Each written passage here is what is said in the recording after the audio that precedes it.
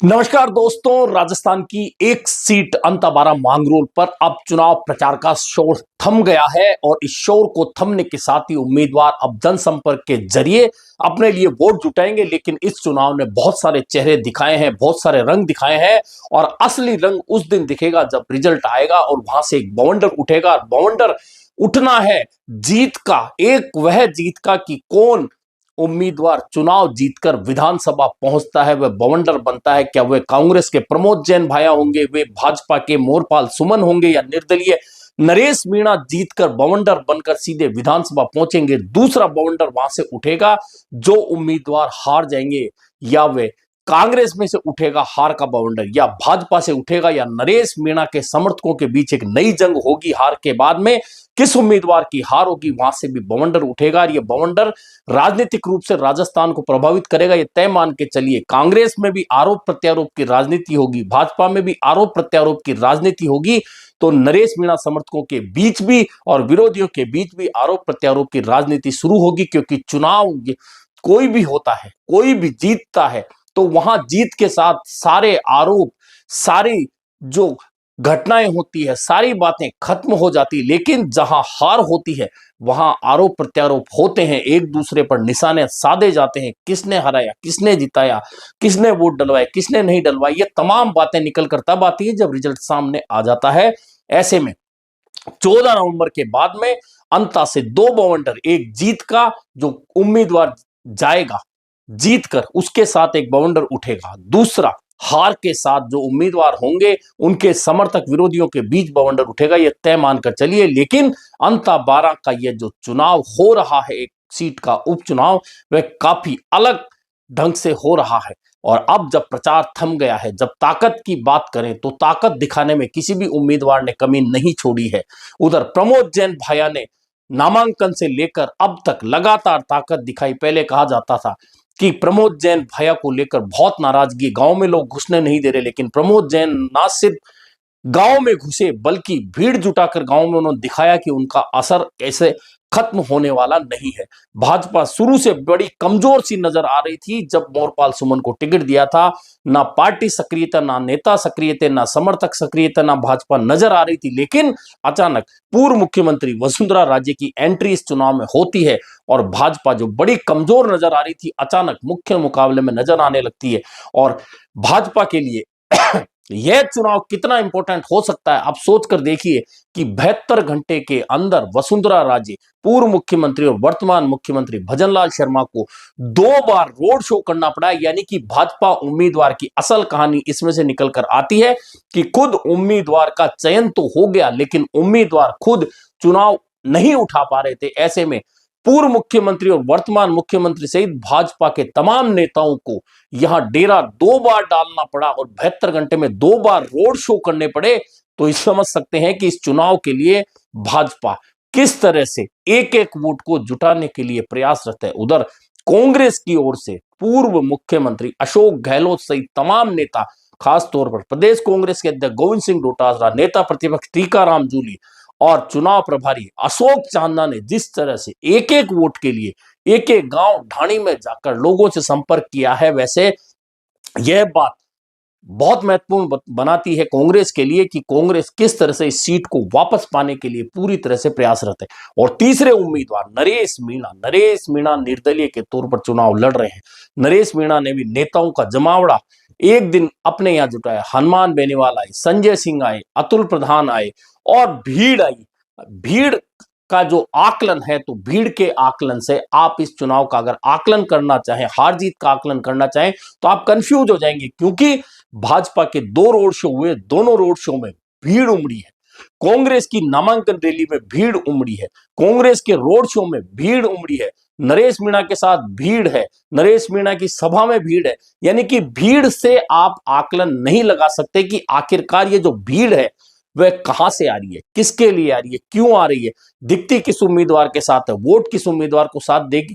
ये एक चुनाव में होता आया है कि भीड़ या समर्थक हो सकता है प्रमोद जैन भैया के साथ जो लोग चल रहे हैं वे कहीं और वोट करवा रहे हो सकता है जो भाजपा के साथ चल रहे हैं वे वोट कहीं और करवा रहे हो सकता है जो नरेश मीणा के साथ लोग घूम रहे हैं वे वोट कहीं और कर रहे हो। यानी कि भीड़ और समर्थन में जो लोग आसपास चल रहे हैं उनसे यह अंदाजा लगाना बिल्कुल संभव नहीं होता कि आखिरकार किसी भी चुनाव में हार जीत कैसे होने वाली है। असल जो फैसला होता है वह मतदान के दिन होता है, और मतदान के दिन जिसका बूथ मैनेजमेंट से मतलब कि जो उम्मीदवार अपने पक्ष के गांव, ढाणी, शहर, कस्बे, वार्ड के चुनाव में भी वोट का मैनेजमेंट कर लेता है, चुनाव वही जीतता है। यानी कि हर चुनाव में बूथ मैनेजमेंट बहुत महत्वपूर्ण होता है। ऐसे में जो भी बूथ मैनेजमेंट मजबूती के साथ करेगा, वह चाहे कांग्रेस हो, वह चाहे भाजपा हो, या चाहे नरेश मीणा हो, तय मानकर चलिए कि जीत की तरफ वह मजबूती से कदम बढ़ाने वाला है। अब यहां बात यह है कि कांग्रेस के पास संगठन की शक्ति है, भाजपा के पास संगठन की शक्ति है, लेकिन नरेश मीणा के पास में संगठन की शक्ति नहीं है। ऐसे में अब तक भीड़ भले किसी भी उम्मीदवार के पक्ष में किसी भी पार्टी के लिए आती रही हो, लेकिन वोट सिर्फ यहां की जनता जो 2.25 लाख वोटर हैं वे डालने वाले हैं, और बीएलए भी उन्हीं में से होंगे, उन्हीं में से मतदाता एजेंट होंगे, और वोट डलवाने वाले भी वही लोकल व्यक्ति होंगे। ऐसे में जो भी उम्मीदवार, जो भी पार्टी लोकल स्थानीय लोगों को साथ लेकर मतदान के दिन मजबूती के साथ पे बूथ पर मैनेजमेंट बनाकर रखेगी, तय मानकर चलिए वह जीत की ओर उसका मजबूत कदम होगा। लेकिन इस चुनाव में जो रंग दिखाए हैं उन रंगों में बहुत महत्वपूर्ण यह है कि भाजपा जो शुरुआत में पिछड़ रही थी, ऐसा लग रहा था कि पूर्व मुख्यमंत्री वसुंधरा राजे ने इस चुनाव से दूरी बना रखी है, अचानक वे इस चुनाव में आती हैं और आने के साथ ही ना सिर्फ भाजपा को ताकत मिलती है बल्कि यह चुनाव और भी रोचक हो जाता है। प्रमोद जैन भाया शुरुआत से बहुत सदे हुए कदमों से आगे चल रहे थे, विरोध को लेकर उनके विरोध का एक नैरेटिव नरेश मीणा और उनके समर्थक सेट करना चाहते थे, बहुत हद तक वे सफल भी रहे, लेकिन उस नैरेटिव को मिटाने में कहीं ना कहीं कांग्रेस के वे कार्यकर्ता और नेता भी सफल रहे जो गांव-गांव ढाणी तक फैल गए, और जहां पहले सिर्फ नरेश मीणा की एंट्री दिख रही थी वहां भाया ने भी एंट्री कर ली। उधर नरेश मीणा माहौल बनाने में तो माहिर रहे हैं, और एक भी दिन ऐसा नहीं गया जब चुनाव में नरेश मीणा की कोई चर्चा नहीं हुई हो। लेकिन मैंने कहा माहौल बनाना, भीड़ जुटाना, रैली करना, ये एक अलग मैटर होता है, उसमें आप कहीं से भी किसी को भी बुलाकर शामिल कर सकते हैं, भीड़ दिखा सकते हैं, लेकिन असल लड़ाई बूथ पर होगी जहां वोट डाले जाएंगे। वहां जो भी उम्मीदवार या उसका एजेंट वोट डलाने में सफल होगा वह निश्चित तौर पर मानिए कि सफलता की ओर आगे बढ़ेगा। लेकिन भाजपा के लिए एक बहुत महत्वपूर्ण चीज यह है कि इस पूरे चुनाव में जहां पर मीणा मतदाताओं की बाहुल्यता है वहां डॉक्टर किरोड़ी लाल मीणा की एंट्री नहीं हुई है। यानी कि पूरे चुनाव से डॉक्टर किरोड़ी लाल मीणा की दूरी कौन सी कहानी कहने वाली है, क्या नरेश मीणा को इसका फायदा मिलने वाला है? क्योंकि नरेश मीणा के साथ में यह तय मान के चलिए कि जितना मीणा मतदाता बूथ तक जाएगा उसका बड़ा हिस्सा नरेश मीणा के हिस्से जाएगा। लेकिन क्या सिर्फ वह वोट उनकी जीत के लिए पर्याप्त होगा, यह कहना मुश्किल है, क्योंकि एक वर्ग, एक जाति के वोट से कोई जीत नहीं सकता। 2.25 लाख वोट, यानी कि 2.25 लाख वोट में पोलिंग कितनी होती है यह तो तय मान के चलिए कि पोलिंग होगी, उसका 40% जिसके हिस्से में जाता दिखेगा या जो 40% वोटों के नजदीक आएगा उसकी जीत तय मान के चलिए। और उससे नीचे जैसे जैसे उम्मीदवार कमजोर होता जाएगा वैसे तय मानिए कि वह जीत की पगडंडी से नीचे उतर जाएगा। ऐसे में यह चुनाव जिसका प्रचार अब समाप्त हो चुका है, इस प्रचार में पूर्व मुख्यमंत्री वसुंधरा राजे और भजनलाल शर्मा के 72 घंटे में 2 रोड शो की सबसे ज्यादा चर्चा होगी कि आखिरकार ऐसी क्या मजबूरी है, क्या वास्तव में यहां से जो उम्मीदवार तय किया गया भाजपा की ओर से वह इतना कमजोर है कि उसके लिए मुख्यमंत्री और पूर्व मुख्यमंत्री को 2-2 बार रोड शो करना पड़ा। वहीं प्रमोद जैन भाया चूंकि 2023 का चुनाव हार चुके थे, ऐसे में उनके लिए जीत बहुत जरूरी है।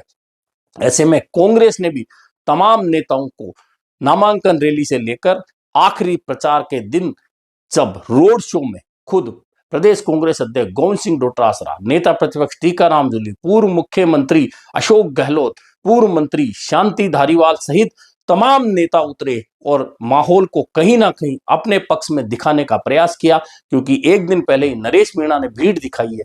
अब देखना यह है कि नरेश मीणा की भीड़ कौन सा वह वोट है जो जाकर मतदाता बूथ तक पहुंचेगा और नरेश मीणा के पक्ष में मतदान करेगा। ऐसे में अंदाजा लगाना आसान तो नहीं है, लेकिन अभी भी चर्चा इसी बात की है कि अंत में मुकाबला दो प्रमुख दलों के बीच में सिमट कर रहने वाला है।